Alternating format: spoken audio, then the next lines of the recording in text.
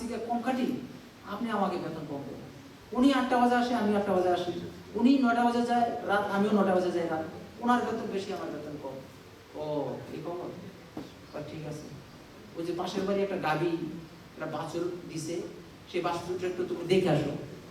ও বাছুরটা দেখতে গেছে, দেখে চলে আসছে, হ্যাঁ দেখে আসছি, হ্যাঁ একটা বাছুর হয়েছে, দেখেছো এটা কি কালার?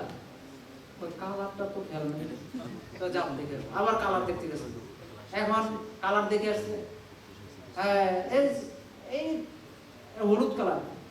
আচ্ছা ঠিক আছে, ওটা ওটা কি মেয়ে মেয়ে বাছুর না ছেলে বাছুর? ও এটা তো জানি না, তাহলে আবার যাও, ওই ছেলে বাছুর না মেয়ে বাছুর দেখতে গেছে আরেকবার।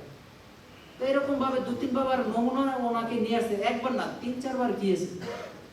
মন্ত্রীকে বললো, মন্ত্রী তুমি যাও। মন্ত্রী গেছে, তাই এবার বর্ণনা দাও যে রাজামশাই বাড়িতে একটা গাভী বিয়ে হয়েছে, ওই গাভীটার কালার হলো এরকম, আর এই সবকিছু বর্ণনা দিয়ে দিছে। ওই দেখেছো? কয় হুজুর ঠিক আছে।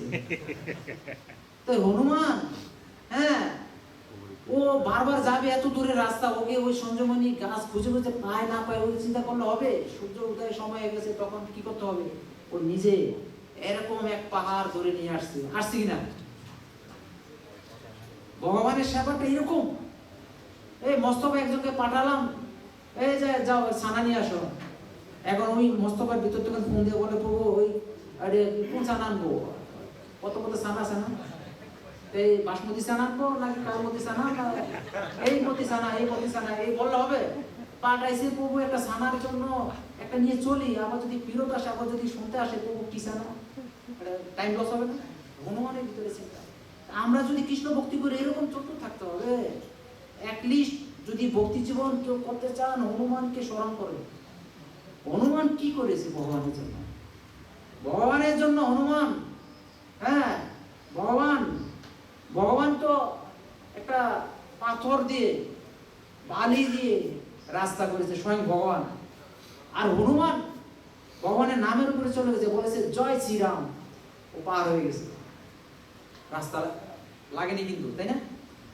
আমরা তাহলে দেখছি যে এই ভগবানের যদি স্মরণে থাকি, এটা আমাদের জীবনে সবচেয়ে বড় পাওনা। একটা ব্যক্তি যদি বলে হরিদাস ঠাকুরের মতন যে খণ্ড খণ্ড হয়ে যদি এই দেহ প্রাণ তবু বদনে না ছাড়িব, এই হবে না। ভগবানের কথা অমৃত এরকম ভাবে হৃদয়ে রাখতে হবে, যেরকমটা হনুমান করেছিল। হনুমান যে কোনো সময়, যে কোনো মুহূর্তে, যে অবস্থায় সুখে থাকুক দুঃখে থাকুক, ওনার কোনো তার ভিতর কোনো কথা ছিল না। ভগবান শ্রীকৃষ্ণ দ্বারকাপুরী থেকে একা একা হাসছে, তো এই রুক্মিণী সত্যমা তারা বললো যে প্রভু আপনি একা একা হাসছেন কেন? কয় যে আমার আজকে ভক্তের জন্মদিন, মানে হনুমান জয়ন্তী। এখন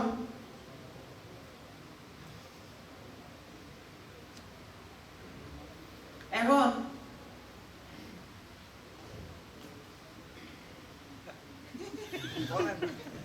এখন এই যে হনুমান, এই যে এখানে বসে আছে, দেখুন কোথায় ভগবান বলতেছে যে আমার ভক্তের আজকে জন্মদিন, মানে হনুমান জয়ন্তী। তো এই হনুমানের কথা এই সত্যমা আর এই রুক্মিণী দেবী প্রচুর শুনেছে। শুনতে শুনতে তারা ওই হনুমানের প্রতি আসক্ত হয়ে গেছে, যে প্রভু আপনার ভক্তের কথা অনেক শুনেছি, তাকে একবার বলেন এখানে আসতে। তোকে এখন সেই দ্বারকাপুরীর গার্ড ছিল সূর্যদেব, আর এই ভগবানের বাহন ছিল গরুদেব। তখন এই গরুদেবকে আহ্বান করলো, গুরুদেব। তখন গুরুদেব আসলো, যে প্রভু কি সেবা করতে পারি বলুন। কয়ে তুমি যাও আমার ভক্ত হনুমানকে নিয়ে আসো। কয়ে এখনই যাচ্ছে। বলতেছে কোন হনুমান? হনুমান তো ওই তেতা যুগে আসছিল, সেই হনুমান। কয় হ্যাঁ সেই হনুমান। ও সে এতদিন বেঁচে আছে? কয় হ্যাঁ সে চিরঞ্জীবী হনুমান, চিরঞ্জীবী, আর মৃত্যু নেই। তাহলে ঠিক আছে আমি যাব। আমার এরকম ব্যাগ, মানে তার ভিতরে একটা অহংকার, যে আমার এরকম ব্যাগ আমি তাকে ত্রিভুবন থেকে খুঁজে নিয়ে আসবো। বললো যে আরে বাবা হনুমান গুরুদেব, তোমার এত কষ্ট করে খুঁজতে হবে না, তুমি ওই যে পাহাড়ে, অমুক পাহাড় আছে, পাহাড়ে চলে যাও, ওইখানে হনুমান আছে। তো হনুমানের কথা ওইখানে চলে গেল, এরকম বেগে গেছে। যখন নাকি ওখানে ল্যান্ড করছে গুরুদেব, সাথে সাথে হনুমানের ধ্যান ভঙ্গ হয়ে গেছে। ওখানে বসে রাম রাম, হনুমান থাকি দেখছে গুরুদেব চলে আসছে, প্রণাম করলো।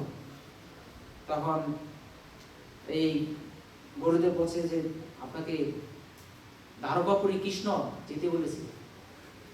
কৃষ্ণ আমার তার কি কাজে লাগবে? কয় হ্যাঁ বলেছে চলো। না না আমি যাবো না, আমাকে দিয়ে তার কোনো কাজ হবে না, তারপরে যেতে হবে। না গেলে বেঁধে নিয়ে যাবো। তো গরুদের তারা চেষ্টা করলো বাধায়, এরকম ভাবে বাঁধলো, কিন্তু তাকে দিতে পারলো না। হনুমান তার লেজ দিয়ে এরকম একটা ধাক্কা মেরেছে, সে ওই যে দ্বারকাপুরীতে গিয়ে পড়ছে। ওই হনুমানের শক্তি দেখে ও ভয় পেয়ে গেছে, এত শক্তি। তখন ভগবানের কাছে গিয়ে ক্ষমা চাচ্ছে, প্রভু হনুমান আসেনি, ওই কি ব্যাপার আসলো না কেন? ইস গুরুদেব, আমার ভুল হয়ে গেছে, তুমি ওইখানে গিয়ে বলো যে তোমার প্রভু রাম ডেকেছে তোমাকে, একবার যদি রাম বলো চলে আসবে। আবার গুরুদেব ভয় পেয়ে, এখন ভয় পাচ্ছে গুরুদেব, যাবে কি যাবে না? ভয় পেয়ে না, যাও। পরে গেল, গিয়ে বললো যে আপনার প্রভু রামচন্দ্র যে ডেকেছে।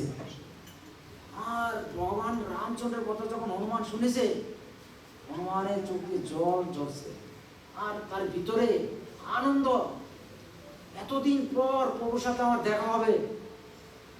হনুমান আর গুরুদেবকে একটু প্রণাম করে, তারপর ওনার এরকম ব্যাগ, ওই পাহাড় যে বসেছিল পাথরের উপরে, পাথর চুরচুর হয়ে গেছে তার ব্যাগে, মানে ধাক্কার চোটে এরকম ধাক্কা দিয়ে উঠেছে।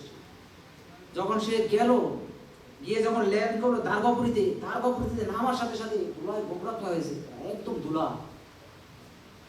ওই যে সুদর্শন চক্র, উনি তো গার্ড, উনি এখন দেখছে যে কি রে বাবা এরকম ভাবে আসলো, হ্যাঁ এত বেগে। দেখছে হনুমান, আরে তুমি এখানে আসছো কেন? আমার প্রভু রামচন্দ্র আমাকে ডেকেছে, তার জন্য এসেছি। আর এখানে রাম থাকে না তো, এখানে ভগবান কৃষ্ণের, এখানে শ্রীকৃষ্ণ থাকে না, প্রভু রামচন্দ্র আমাকে ডেকেছে। তখন এই সুদর্শন চক্র তার সাথে এক পর্যায়ে একটা গন্ডগোল বাজিয়ে দিল, তুমি এখান থেকে যেতে পারবে না। হনুমান বলছে আমি যাবো, ও যেতে পারবে না। তখন হনুমানকে বেগ দেখাচ্ছে, শক্তি দেখাচ্ছে সুদর্শন চক্র, আর ঘুরছে হনুমানের চারদিকে, ঘুরছে। তখন হনুমান চিন্তা করলো ঠিক আছে, হনুমান নিজেকে বড় করলো, বড় করে এই চক্র এতটুকু হয়ে গেল। তখন এই একটু চকলেটের মতো নাকি ধরে মুখের মধ্যে দিয়ে দিল, চক্র ভিতরে চলে গেছে। এখন চক্র ভিতরে আর কথা নেই। এখন আমি যেটা বলতে চাচ্ছি যে হনুমান কতটুকু বেগে ভগবানের কাছে ছুটে গেছে, এইরকম আমাদের একটা তাগিদ থাকা দরকার। এই যেখানে যারা মন্দির পরিচালনা করছে, এ প্রভু এটা করুন, আজকে অমুক জায়গায় যেতে হবে, প্রচারে যেতে হবে, শাকসবজি আনতে হবে, ওই সেবাটা করার সময় আমাদের একটা ব্যাগ থাকা দরকার। ওই ব্যাগটা যদি আপনি নিতে পারেন বা করতে পারেন, তাহলেই অতি উত্তম। আমি এর বেশি এখানে বলবো না, এখানে আরো হিস্ট্রি রয়েছে। এই সুদর্শন চক্রের অহংকার বধ করে দিল, গৌরীর দেবের অহংকার নষ্ট হয়ে গেল, ভগবানের দর্শন পেল সেখানে, আর দুজনের আনন্দ সেখানে আর ধরে না। তো ভগবান ভক্তের সাথে ভগবানের কাহিনী অতি মহিমান্বিত। ভগবানের কথা ভক্তের শ্রবণ করে, ভক্তের কথা ভগবান শ্রবণ করে। শুনেছেন কিনা? হ্যাঁ, ভক্তের কথা যে ভগবান শ্রবণ করে, এটা জানেন? হ্যাঁ, ভগবান যেখানে হরিকথা হয়, ভগবান সেখানে বিরাজমান। ভগবান এই যে কুম্ভকর্ণ, যখন নাকি কুম্ভকর্ণ ঘুম ভেঙে গেছে, তখন তার ভিতর তো নিদ্রা দেবী ছিল। নিদ্রা দেবী ওই কুম্ভকর্ণের মৃত্যুর পরে কোথায় যাবে, সে ভগবানের কাছে আসলো যে প্রভু কুম্ভকর্ণ নেই, আমি এখন কোথায় যাব প্রভু। এখন খুব মিনতি, নিদ্রাধীন কান্না করছে ভগবানের সাথে যে দেখো যেখানেই হরিকথা হয় যারা ঘুমিয়ে যাবে তাদের ভিতরে তুমি বিরাজ করবে।